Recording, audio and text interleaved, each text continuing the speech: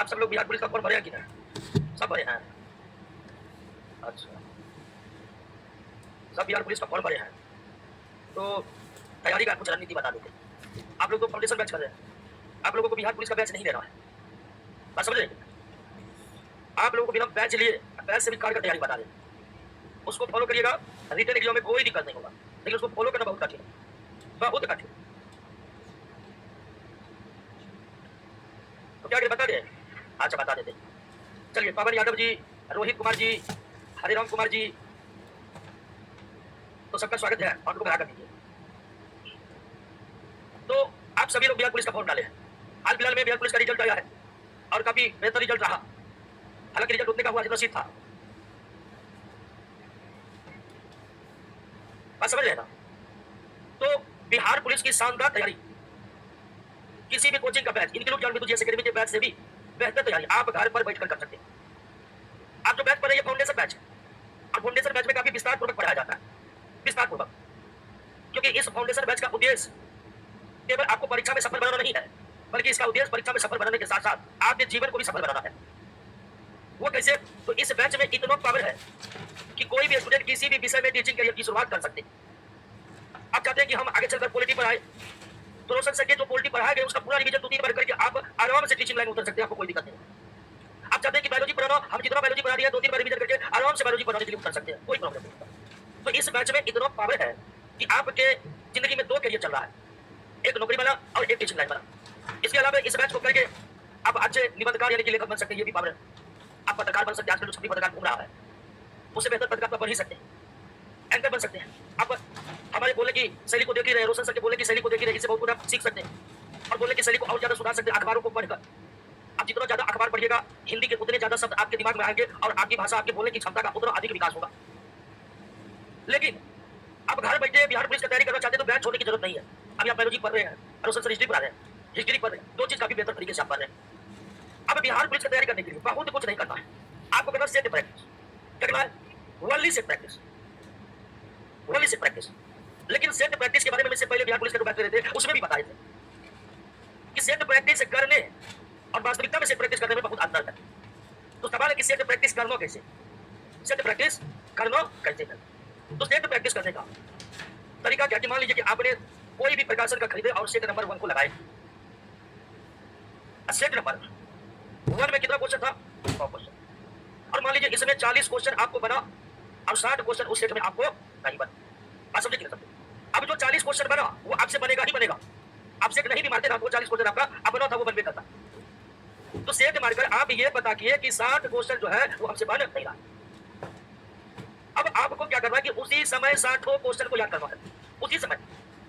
ये नहीं कि सेट आज मारे क्वेश्चन क्लियर करके कभी नहीं होगा। इसमें सेट मारने बैठिए तो समय देकर बैठिए और उसी समय सेट मार के काउंटिंग किए कितना सही हुआ कितना गलत हुआ, उसके बाद जो है तुरंत फिर जाएंगे उस क्वेश्चन पर जो क्वेश्चन हमसे नहीं बना है। 60 क्वेश्चन जो है पहले उसका उत्तर याद करना है। आजकल पब्लिकेशन वाला क्या करता है कि डिस्कशन इतना बना देता है कि एक क्वेश्चन में विद्यार्थी फंस जाता है, ये भी एक गड़बड़ी है। अब छोटी और प्रश्न आया है तो छोटी के प्रश्न का तो डिस्कशन देगा, उसमें छोटी और बड़ी और लिवर पिता से सब भर देगा।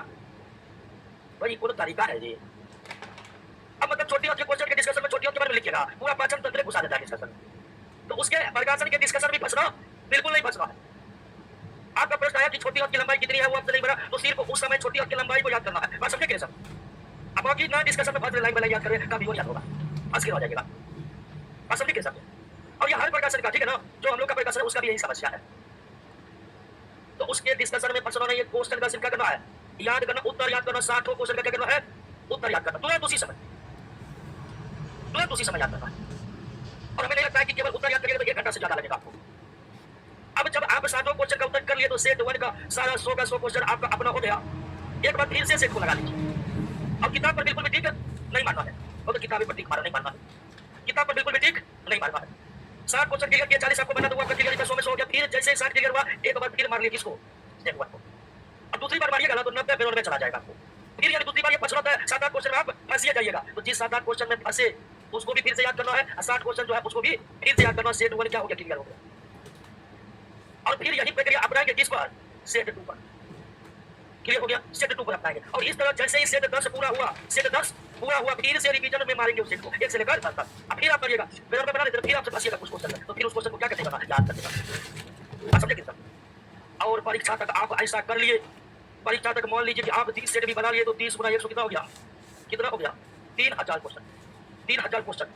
3000 क्वेश्चन को जो अपना बनाया है श्योर रहिए कि 60-70 क्वेश्चन इसे आ ही जाएगा। अब बाकी आपका टैलेंट तो है ही इस मैथ्स में पढ़ रहे हैं।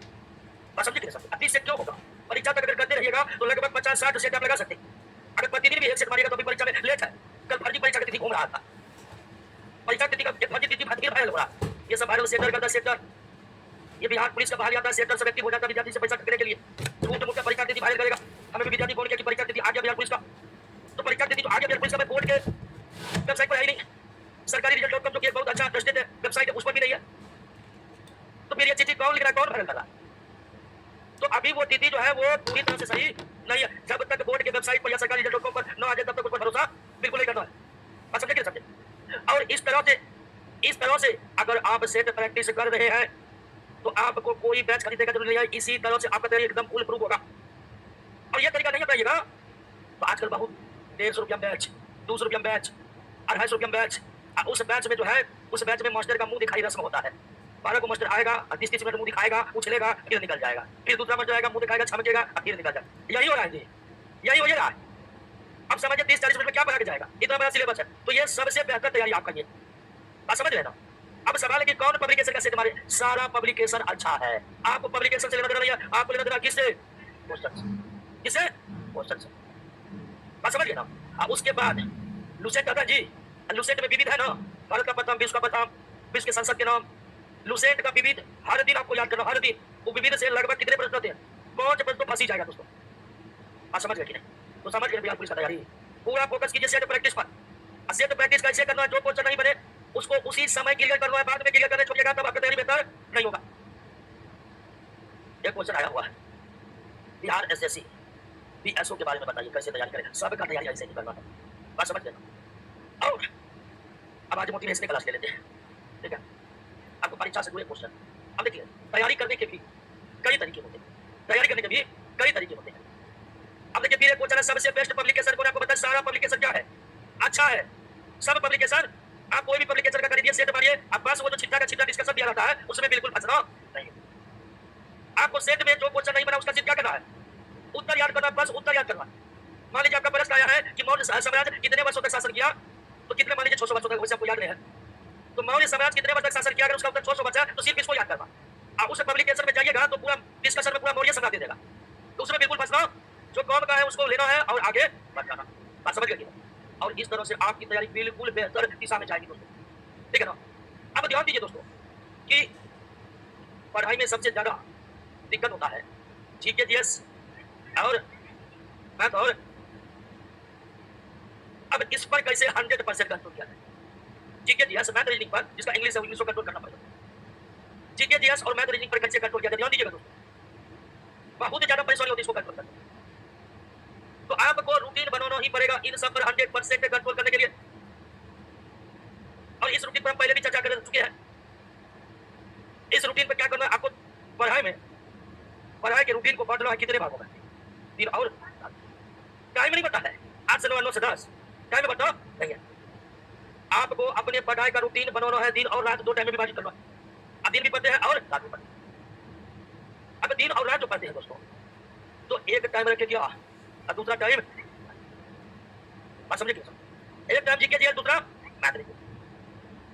ये जो करिएगा कि मतलब 10 से 12 पॉलिटिक बनना है, 12 से ये करना, वो रूटीन खराब कर जाएगा। बहुत विद्यार्थी से बात की बिल्कुल नहीं हो पाता। अब बहुत तक दीवार पर साथ देगा कि हमारा ये रूटीन है, वो रूटीन, कभी रूटीन इसलिए बात करता है कि उसको फॉलो ना किया जाए। तो इस रूटीन को बनाएंगे जीके जीएस और मैथ रीजनिंग, या तो दिन जीके जीएस पढ़ लीजिए रात, या दिन मैथ रीजनिंग बना लीजिए रात जीके जीएस। अब लेकिन सवाल है कि जीके जीएस में भी बहुत सारे सब्जेक्ट है, इसको कैसे कंट्रोल किया जाए? तो जीके जीएस कंट्रोल का पहला तरीका कि आप पढ़ रहे हैं कोचिंग में, तो आपका जो भी सब्जेक्ट है, चाहे हिस्ट्री है, पॉलिटी है, ज्योग्राफी है, बायोलॉजी है, फिजिक्स है, केमिस्ट्री, जो भी सब्जेक्ट आपको स्टडी मटेरियल के रूप में मिला हुआ है, हर चैप्टर के पीछे क्वेश्चन है कि नहीं है ना? तो सबसे पहला जीके जीएस पर फोकस कीजिए कि जो चीज कोचिंग में समाप्त हो गया है, जो चैप्टर आपका कोचिंग में समाप्त हो गया है, उस चैप्टर का स्टडी मटेरियल में जितना भी क्वेश्चन है वो टोटल उसका उत्तर याद नहीं होनी चाहिए, उत्तर आपके होठ पर होनी चाहिए। बात समझे कि नहीं समझे? अभी मान लीजिए कि हिस्ट्री में 10 चैप्टर हो गया, बायोलॉजी में 12 चैप्टर हो गया। बात समझ लेना, हिस्ट्री में 10 चैप्टर हो गया, बायोलॉजी में 12 चैप्टर हो गया। लेकिन अगर आपको हिस्ट्री के 10 चैप्टर का ऑब्जेक्टिव याद नहीं है, बायोलॉजी के 12 चैप्टर का ऑब्जेक्टिव याद नहीं है तो समझिए जीके में अभी तक आप जीरो है। तो जीके जीएस की जब शुरुआत करेंगे रूटीन के अनुसार सबसे पहला टारगेट की जो सब्जेक्ट कोचिंग में हो गया है उसके प्रश्न का उत्तर आपको निश्चित ही क्या होनी चाहिए, याद होनी चाहिए। बात समझ रहे हैं? अब आपको नहीं याद है तो अच्छी बात है, नहीं याद है तो बहुत खराब बात है। अब नहीं याद है तो कैसे याद करें? तो इसके लिए वन डे वन चैप्टर। अभी मान लीजिए कोई हिस्ट्री और बायोलॉजी पढ़ना शुरू किया है, हिस्ट्री और तो हर दिन हिस्ट्री का एक चैप्टर का क्वेश्चन याद करेगा, हर दिन बायोलॉजी का एक चैप्टर का क्वेश्चन याद करेगा, हर दिन रोज वन डे वन चैप्टर।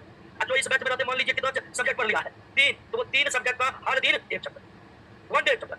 और हिस्ट्री पॉलिटी समय है क्या कि कुछ चैप्टर में 350-400 प्रश्न है तो उसको पॉइंट देना, 2 चैप्टर बना देना, क्या बना देना। लेकिन जीके जीएस में रणनीति होनी चाहिए, हर दिन एक chapter class, one day one chapter, one day जितने सब्जेक्ट का तो जितने सब्जेक्ट आप पढ़ लिया हर सब्जेक्ट का। मान लीजिए कोई कोचिंग में 8 महीनों से पढ़ रहा है और वो पॉलिटी भी पढ़ लिया, हिस्ट्री भी पढ़ लिया, फिजिक्स भी पढ़ लिया, बायोलॉजी भी पढ़ लिया है तो उसको 4 विषय के 4 चैप्टर को रोज करना है, 4 विषय के 4 चैप्टर को। दूसरा तरीका बनाइएगा, फंस के रह जाइएगा दोस्तों। ऐसा होता है जैसे हम बता रहे हैं, इसको कंप्लीट करना बहुत कठिन है। अब बहुत कठिन है तो इसको पार करिएगा तभी ना नौकरी होगा। अब बताइए नौकरी आसान है? नौकरी आसान है? बहुत कठिन है। सीट कम निकाल रहे हैं, फॉर्म ज्यादा डला रहे हैं, तो आप ये मानिए कि नौकरी कठिन है इसलिए उसका तैयारी भी क्या है और उस कठिनता को जो झेलेगा वो 100% नौकरी करेगा। अब मान लीजिए कि आप अभी तक इस कोचिंग में 4 चैप्टर को पढ़ लिया तो आपको प्रतिदिन 4 सब्जेक्ट पढ़ लिए। मान लीजिए पॉलिटी पढ़ लिया, हिस्ट्री पढ़ लिया, बायोलॉजी पढ़ लिया, फिजिक्स पढ़ लिया, 4 विषय पढ़ लिया तो आपको इस रूटीन के अनुसार चारों विषय का एक चैप्टर का पूरा ऑब्जेक्टिव क्वेश्चन क्या करना है, याद करना। अब आपके लिए बहुत कठिन होगा, बिल्कुल कठिन होगा, लेकिन इस कठिनता को जैसे ही आप पार कर लीजिएगा, इसमें ढल जाइएगा, यकीन मानिए नौकरी आपके हाथ में है। और इसमें उलझ जाइएगा तो मार्केट रेडी है 250 रुपये में कैप्सूल कोर्स। बात समझ रहे हैं? आप इसमें जैसे ही उलझे तो मार्केट रेडी है आपको ढकने के लिए। बाहर ही निकलेगा, लिखेगा 121 रुपये करे बिहार पुलिस की तैयारी, अरे कौन सा फोटो लगा तो बस देना 121। हाँ तो आपको समझिए। और दूसरा क्या है कि कैसे पढ़े ये सवाल ही नहीं है, जो सिलेबस उसको पूरा पढ़ना पड़ेगा। आजकल लोग कटअप देख रहे हैं 80-82 बराबर तक चला जा, चाहे रेलवे की बात हो चाहे दरोगा की बात हो, कटअप दिनों दिन क्या हो जा रहा है, हाई होते जा रहा है। अब कटअप इतने हाई है तो इसमें ये आपको मानना पड़ेगा कि सिलेबस में कुछ छोड़ नहीं सकते, आपको पूरा सिलेबस कंट्रोल में रखना होगा। अभी भी बहुत विद्यार्थी हमसे मिलते हैं और वो पूछेगा कि सर बायोलॉजी में इंपोर्टेंट क्या है, इंपोर्टेंट बताइए। आप समझिए बायोलॉजी के जिस चैप्टर से एक भी क्वेश्चन आ रहा है वो आपके लिए क्या इंपोर्टेंट है। कोड किस तरह का क्वेश्चन कौन से किस चैप्टर देगा आपको पता है, हमको पता है सिर्फ बायोलॉजी का सिलेबस आपको पढ़ा रहे। तो आज के दौर में ये संभव ही नहीं है कि आप कोई पार्ट छोड़ दें, आपको पूरा पढ़ करके रेडी होना पड़ेगा, आपको पूरा पढ़ करके रेडी होना पड़ेगा। पूरा पढ़कर रेडी नहीं रहिएगा तो फिर 100% गारंटी नहीं है नौकरी की। तो बात समझ रहे हैं कि नहीं आप? तो जीके जीएस में कौन सा तरीका अपनाना समझे कि नहीं समझे? वन डे वन चैप्टर कठिन है, बहुत कठिन है, लेकिन जैसे इसको पार करिएगा तो फिर आपका नौकरी क्या है, बात समझ लीजिए। अब वन डे वन चैप्टर किस सब्जेक्ट का, तो जो सब्जेक्ट अभी तक आपका खत्म हो चुका है। और ऐसा करिए कुछ नहीं, बायोलॉजी में 12 चैप्टर, बायोलॉजी में 12 चैप्टर अभी रिवीजन होने लगेगा और एक समय ऐसा आएगा कि आपका सारा क्वेश्चन आपका अपना परीक्षा में बैठिएगा बराबर बन जाएगा। बात समझ रहे हैं? तो इसको करना बहुत मुश्किल है, लेकिन जो कर लिया उसका नौकरी भी पक्की है। आप बताइए और कोई टेंशन होता है पढ़ने में तो बताइए, एक जगह बताएगा। हाँ एक और समस्या है। एक क्वेश्चन आया कि अगर फाउंडेशन बैच कंप्लीट नहीं हुआ हो तो क्या उस एग्जाम का क्वेश्चन बैंक शुरू करे बनाना? बिल्कुल एग्जाम का क्वेश्चन बैंक शुरू करना है। ध्यान दीजिए कि जीके जैसे पढ़ रहे कोई नया चीज नहीं पढ़ रहे, आप वही चीज पढ़ रहे हैं जो 9th 11th 12th में पढ़ चुके हैं। हम तो बस आपको याद दिला रहे हैं कि ये चीज आप पहले भी पढ़े। तो सेट फाउंडेशन बैच में जो आने वाले की सेट मारना शुरू कर दीजिए, उसको फाउंडेशन बैच कोई लेना नहीं है। अब जिनको भी बिहार पुलिस बनना है 100% रिटेन निकालना है मेरिट के साथ, तो हमारे उपाय को एक बार इस बार फॉलो करके दें, इस बार फॉलो करके दें। अब ध्यान है, एक बहुत बड़ी समस्या है। समस्या ये है कि पढ़ते बैठिएगा तो मन नहीं लगेगा पढ़ने।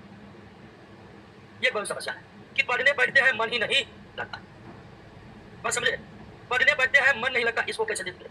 आपको हम बता दें कि किसी को भी बैठकर पढ़ने में मन नहीं लगता। आपका मन नहीं लगता है तो जबरदस्ती पढ़िए, जबरदस्ती। बस समझे कि समझे? हर कोई जबरदस्ती पढ़ रहा है, ये बहाना है कि पढ़ने मन नहीं लग रहा है। किसको मन लग रहा है? किसी को मन नहीं लग रहा है, सबको चाहता है कि तुरंत कुछ ना कुछ हो जाए। तो ये बात समझिए कि आपका जो तैयारी है ना वो मन नहीं लगने वाला तैयारी है। अब इसका इलाज क्या किया जाए तो मन नहीं लगेगा? मेरे कारण ये है कि मान लीजिए किसी का बैच समाप्त हो गया है, फिर भी कोचिंग से आप जुड़े रहिए किसी ना किसी तरह से, टेस्ट सीरीज चलता है उसमें ज्वाइन कर लीजिए।